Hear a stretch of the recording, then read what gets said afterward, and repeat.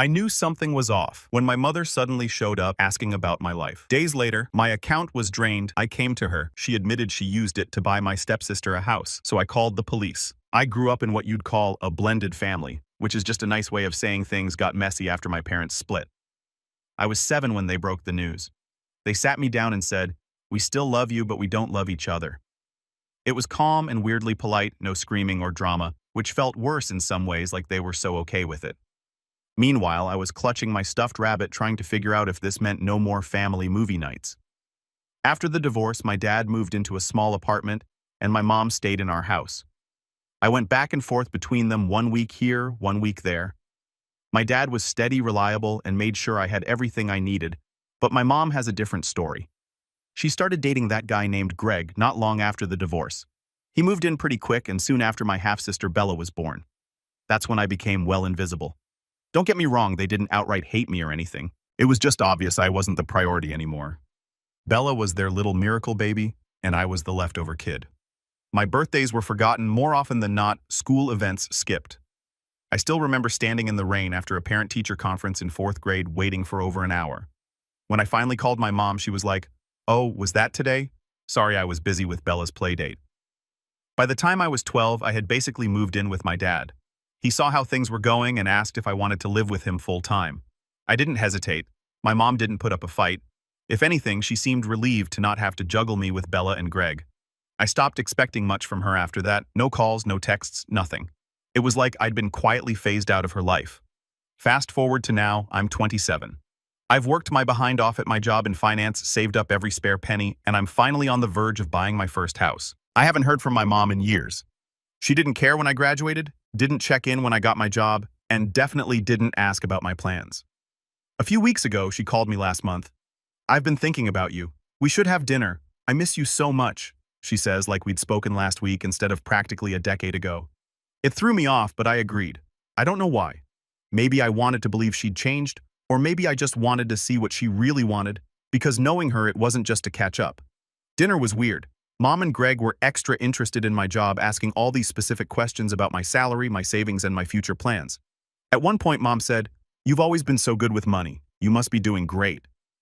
Bella, who's now in college, chimed in with, "Wow, still in that tiny apartment? I thought you'd have upgraded by now." Greg leaned in, trying to look casual. "So you've been saving for a house, right? That's a smart move. Houses are a great investment," he said, giving Mom a quick side-eye.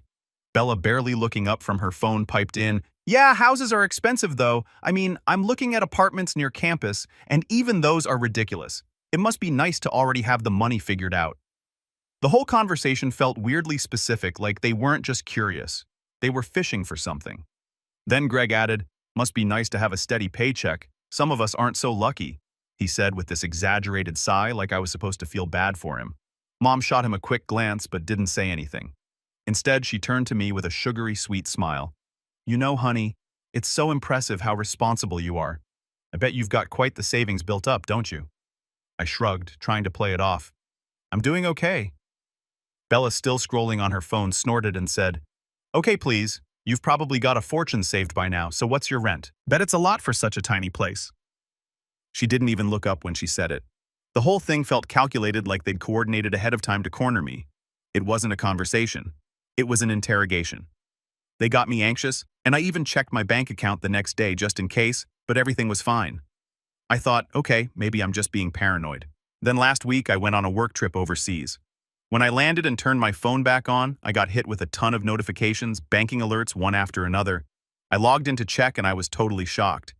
My savings account, everything I'd worked for, everything I'd been carefully building, was empty, zero. It felt like the ground disappeared under me. My head was spinning, my chest tight, and I couldn't even think straight. I scrolled through the transactions, desperate to find some explanation, and then I saw it, her name, my mom's name. My own mother drained my account. I stared at the screen, trying to make sense of it. How the heck did she even do this? I never gave her my banking information. I never left anything out, and yet there it was, thousands of dollars transferred out, one chunk at a time. I don't know what to do. Part of me wants to march over there, shove my phone in her face, and demand to know how the heck she pulled this off. How could she betray me like this? But the other part of me is screaming to just skip all that and go straight to the police. She doesn't deserve a conversation, right? She doesn't deserve an ounce of trust after this. But then I think, what if there's some explanation? What if confronting her gets me the answers I need? Or worse, what if I confront her and she talks her way out of it like she always does? What if I wait too long and lose my chance to take legal action? I feel stuck, torn between wanting to hear it from her and knowing I probably shouldn't waste the time. Either way, she doesn't get to keep my money. I'm not letting her get away with this. But right now, I don't even know my next step. Do I confront her first? Do I go straight to the cops? What if I make the wrong move and she somehow twists this to her advantage? I'll figure it out. I have to. But for now, I just needed to get this out. My head is spinning and I need a plan before I do anything. I'll keep you updated. Update 1. Hey again. First off, thanks for all the comments on my original post. I didn't expect so many people to care, but reading through your advice gave me a lot of clarity. I promised an update, and now that I've had time to figure out more of what went down, I'm back with everything I've uncovered so far. So after staring at my drained account and trying not to throw my laptop across the room, I decided the first step was to contact my bank. I needed to know exactly how this happened. The rep on the phone was super polite, but you could tell they were tiptoeing around me like they were afraid I was about to blow up. I explained that a ton of money had been transferred from my account without my consent and asked them to walk me through what they could see on their end. They confirmed the transfers were initiated online using my account credentials. I was so confused.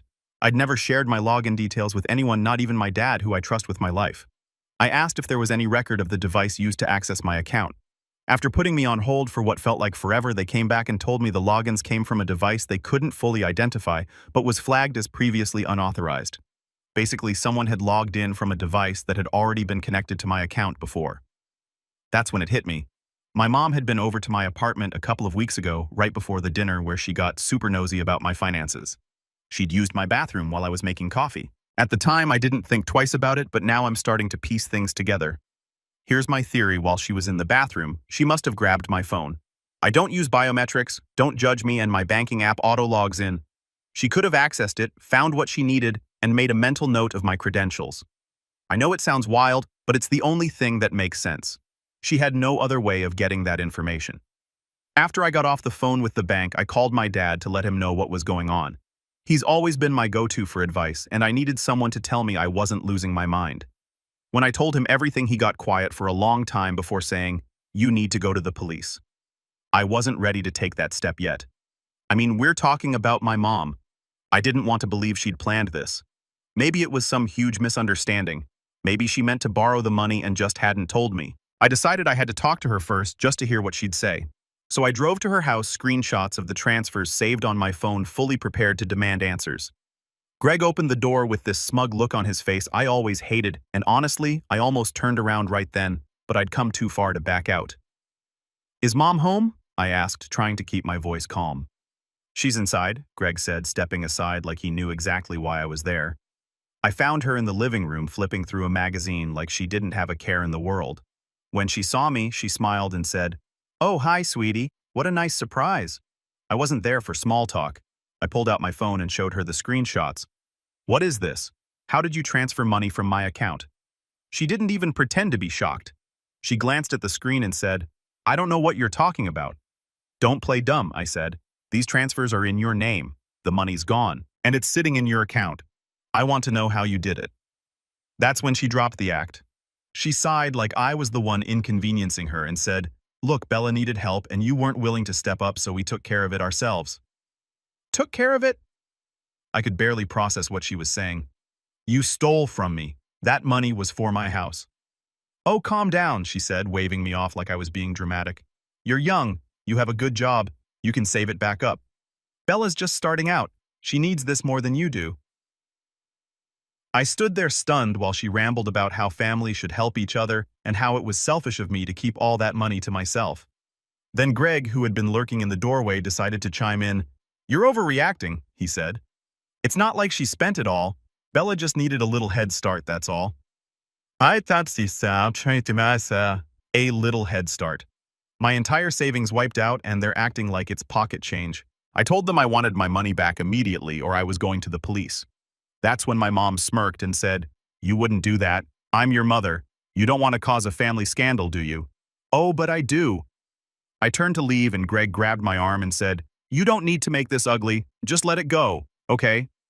I pulled my arm off, looking disgusted, and told him, "This is your last chance. Return my money or I'll make sure you regret it.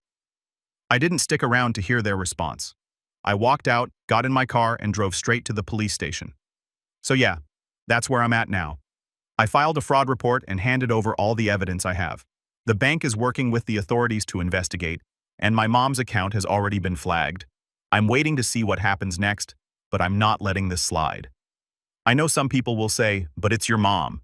And to that I say, family doesn't give you a free pass to screw someone over. If she thought stealing from me was okay, then she can deal with the consequences.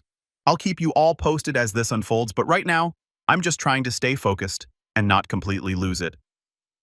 Update 2. Alright y'all, I'm back, and things have escalated more than I expected. After filing the report, I thought I'd just be sitting around waiting for updates from the police. Turns out, that's not how this works. It's been a whirlwind, and let me tell you, my mom and Greg are not taking this well. First, let me walk you through what happened after I left the police station. I handed over every piece of evidence I had, the screenshots, the bank statements, and even text messages from my mom after the dinner where she was poking around about my savings. The detective handling my case was amazing. She listened to everything and didn't treat me like I was overreacting. She told me they'd freeze my mom's account while they investigate, which gave me a weird sense of relief, like at least the money wasn't going anywhere. But when they tried to contact my mom to inform her about the investigation, she denied everything. Not just the theft, but the fact that she'd even talked to me about money. She told them, "I don't know what she's talking about. She must have made a mistake." A mistake? Lady, I have receipts. I guess she thought she could just lie her way out of it. But unfortunately for her, the bank had already flagged the transfers. There was no way to spin this. The money trail led directly to her account. When the police confronted her with this, she switched her story. Suddenly, it wasn't a mistake anymore. Now it was all a misunderstanding. Apparently, her new angle was that she borrowed the money with every intention of paying it back. Borrowed without asking from your own kid? Yeah, sure, that checks out. While this was happening, I got a call from Greg. I don't know why I even picked up, but I was curious about what he had to say. He started off all fake calm, like he was trying to play peacemaker. "Look," he said, "you're blowing this way out of proportion. Your mom's upset, and she didn't mean for things to get this far. Why don't we just drop the charges, and we'll figure something out as a family? Like what, you give me my money back and we pretend this didn't happen," I said. "That's the idea," he said, like it was the most reasonable thing in the world. I couldn't even hold back. "Greg, you broke into my life and stole over $100,000. Do you have any idea what you've put me through? This isn't something I can just drop. You're both thieves, and you're going to face the consequences." That's when his tone flipped. He went from fake friendly to straight up nasty. "You think you're so high and mighty, don't you, little bee?" he sneered. "Living your little fancy life while your family struggles. You've always been selfish. Maybe this is karma." I hung up on him. I don't have time for people who think they're entitled to my hard-earned money just because we are a family. A few days later, I got another update from Officer Taylor. They'd officially frozen my mom's account, but here's the twist: she'd already transferred some of the money to a third account under Bella's name. Yup, they were trying to launder the money through my half-sister, probably hoping it wouldn't be traced. Now let me be clear, I don't know how much Bella was involved in this. She's a college kid, and while she's been a brat in the past, I never thought she'd actually stoop this low. But when the police contacted her to question her about the account, she played dumb. She denied knowing anything at first, but when I confronted her, I pressed harder. She let something slip. "Mom and Greg told me they were helping me secure an apartment. They said you'd be okay with it," she blurted out. My jaw dropped. An apartment with my savings. Bella had the nerve to look annoyed. "It's not like they spent all of it. They said it was a loan and you'd probably never even notice." As more details came out during the investigation, it became harder to believe Bella's "I didn't know" act. The fact that a chunk of the stolen money had been funneled directly into her account wasn't just a coincidence, it was deliberate, and the way she brushed it off when questioned made it even worse. I thought Mom was just helping me with expenses. She told the police, but come on, she's not stupid. She's in college and knows how money works. At one point, she even defended the whole scheme to me, saying, "Mom just did what she thought was best for the family. You could have helped willingly, but you didn't. So what was she supposed to do? Like stealing from me was somehow my fault." The fallout at this point was wild. My mom started calling every relative we have, spinning her sob story about how I was ruining her life and dragging the family through the mud. She told everyone that I was exaggerating, that it was all a misunderstanding, and that I was being heartless for going to the police. Guess what? Most of the family didn't buy it. My dad, who has always been my rock, made sure everyone knew the truth. He sent out a mass email to the entire extended family laying out the facts, the bank transfers, the police report, and even a few choice quotes from my mom admitting she took the money. The responses were mixed. Some people rallied around me saying what my mom did was unforgivable. Others tried to play the family should stick together card, like I was somehow in the wrong for not sweeping this under the rug. Meanwhile, I started getting anonymous messages on social media, stuff like, "You're a terrible daughter," and "How could you do this to your own mother?" I blocked every account, but I have a feeling Greg was behind them. He seems like the type who thinks online harassment is a valid way to win an argument. Through all of this, I've been staying focused on the bigger picture. The investigation is moving forward, and the detective assured me that I have a strong case with the evidence I've provided. It's likely my mom will face criminal charges, especially since she lied during the initial questioning. As for the money, the bank has already started the process of recovering it. They were able to freeze most of what was left in my mom's account, and they're working on getting the portion that was transferred to Bella's account. It's going to take time, but at least I know I'll get it back eventually. In the meantime, I've taken steps to protect myself. I changed all my passwords, set up two-factor authentication on every account I have, and even installed a security camera in my apartment. Paranoid maybe, but after what's happened, I'm not taking any chances. I'm also looking into getting a restraining order against my mom and Greg. The idea of them being able to waltz into my life whenever they feel like it makes my skin crawl. They've already proven they don't respect boundaries, so I'm making darn sure they can't cross anymore. So yeah, that's where things stand. It's messy, it's stressful, and it's not over yet, but I'm holding my ground. They thought they could walk all over me, but they underestimated how far I'm willing to go to protect what's mine. I'll update again when there's more to share, but for now I just want to say thanks to everyone who's had my back. You've helped me stay sane through this insanity, and I can't tell you how much that means. Update 3. Hey guys, I'm back with another update, and this one's a doozy. If you've been following along, you know I reported my mom and my stepfather for stealing my savings. Well, things have escalated big time. I'm writing this fresh from the courthouse because yes, we went to court and no, it did not go the way my mom thought it would. Let me pick up where I left off. After my last update, things got messier. The police finished their investigation and formally charged my mom with fraud and theft. When she got the notice, she lost it. She called me over 20 times in a single day. I didn't answer a single call, but I did save the voicemails. They were a mix of crocodile tears and threats. "I can't believe you're doing this to your own mother. You're tearing this family apart. Is this really how you want people to remember you?" Another was more like, "You think you're so smart, don't you? You don't know how the world works, kid. You'll regret this when you realize what you've done." I forwarded every voicemail to my lawyer. If she wanted to guilt me, she picked the wrong tactic. I was done being the family doormat. The court date was set pretty quickly because the evidence was airtight. My bank had provided all the documentation showing the unauthorized transfers, and the police had statements from both me and my mom. She tried to play innocent, claiming it was all a misunderstanding, but her lies caught up to her fast. When I walked into that courtroom, I wasn't sure what to expect. I was nervous, sure, but mostly I was angry. Angry that I even had to be there, angry that my own mom put me in this position, and angry that she was still trying to spin this as me being the bad guy. She showed up with Greg and Bella in tow. Bella wouldn't even look at me, but Greg had his stupid smug face on full display like he thought they were about to walk out scot-free. My mom played the part of the victim perfectly. She had on this somber outfit like she was heading to a funeral and kept dabbing her eyes with a tissue. When it was her turn to speak, she laid it on thick. "I'm just a mother trying to help her child," making her voice shaky. My daughter Bella was in a difficult situation and I didn't think my other daughter would mind helping. It was never meant to be theft. It was a loan one I fully intended to repay.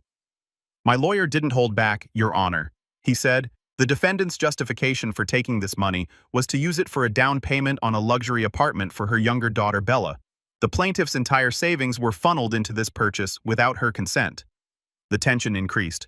Greg squirmed in his seat, and Bella turned bright red. Mom, however, kept up her innocent act, saying, "I thought it would be fine. Family helps family." I almost laughed out loud.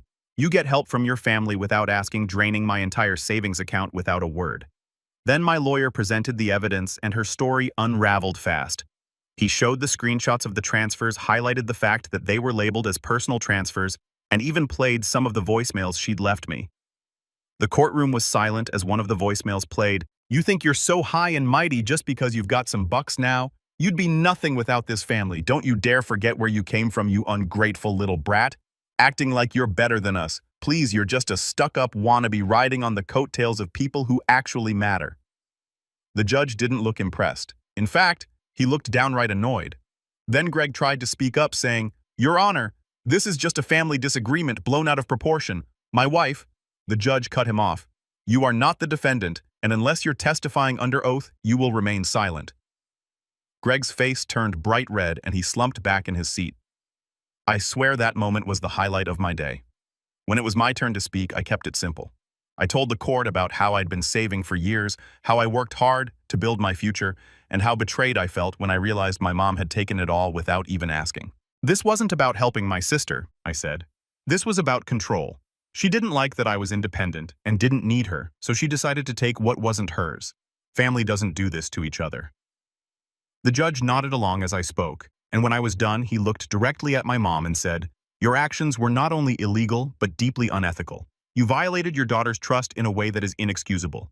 This court finds you guilty of theft and fraud." He sentenced her to a suspended sentence, which basically means no jail time, as long as she follows the court's conditions. But the best part is she was ordered to return every single penny she stole within 30 days, and if she didn't, the suspended sentence would turn into actual jail time. When the verdict was read, my mom looked like she'd been slapped. Greg muttered something under his breath and Bella was standing there staring at me. I actually thought she'd come and apologize, but nope, she just glared like I'd ruined her life. After the hearing, Greg stormed up to me in the hallway. "This isn't over," he hissed. "You've humiliated us, and you'll regret it." I stared at him and said, "The only thing I regret is trusting either of you. Stay out of my life." Then I walked away. Things are getting interesting.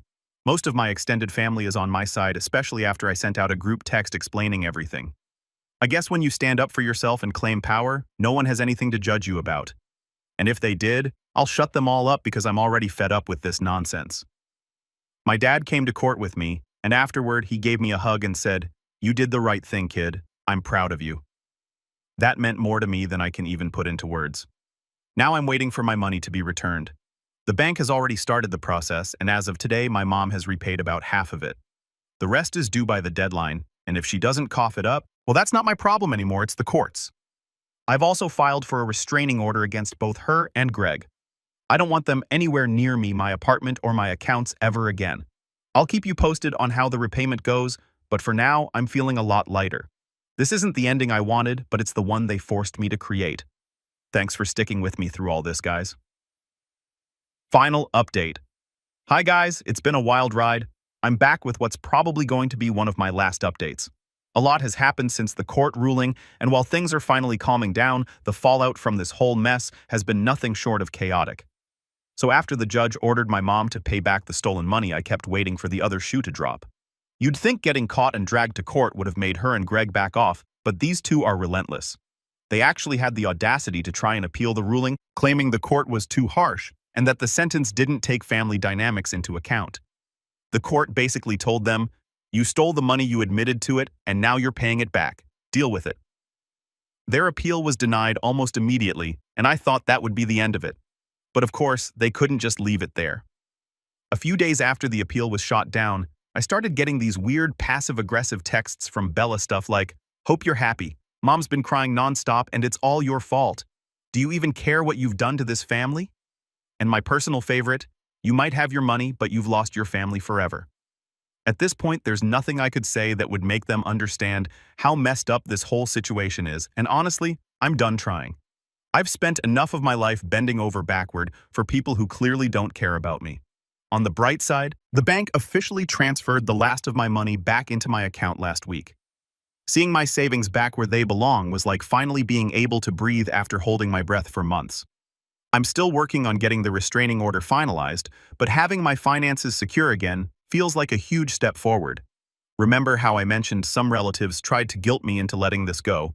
Well, a few of them have really leaned into the drama. My aunt, let's call her Karen because she's basically the walking stereotype, decided to hold a family meeting to discuss rebuilding bridges.